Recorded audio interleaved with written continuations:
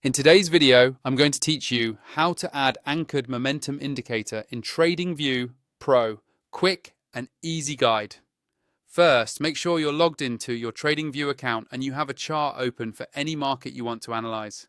This can be stocks, crypto, Forex, or anything else on your watch list. Once your chart is up, we're going to add the anchored momentum indicator directly onto it. Look toward the top of your TradingView chart and find the indicators button. It's usually near the middle of the toolbar above the chart. Go ahead and click on that. This will open the indicators and strategies window, which is where you can search for and apply all kinds of tools to your chart. Inside that window, you'll see a search bar at the top. Click into the search bar and carefully type in anchored momentum. Take a second to make sure you spell it correctly so the right tool comes up. As you type, TradingView will start showing results below. When you see anchored momentum appear in the list, click on it once.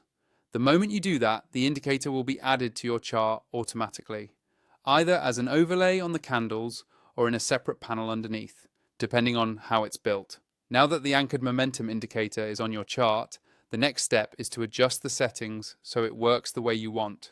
On the left-hand side of your chart, or directly on the indicator itself, you'll see a small settings icon that looks like a gear.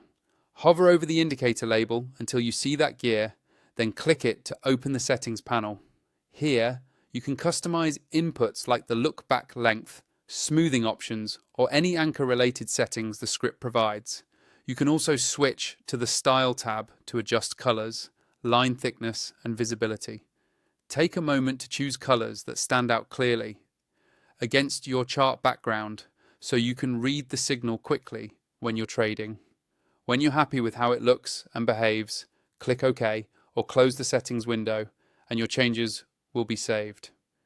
If you haven't upgraded to TradingView Pro yet and you want more layouts, alerts, and a smoother experience with indicators like anchored momentum, you can use the sign up link in the video description.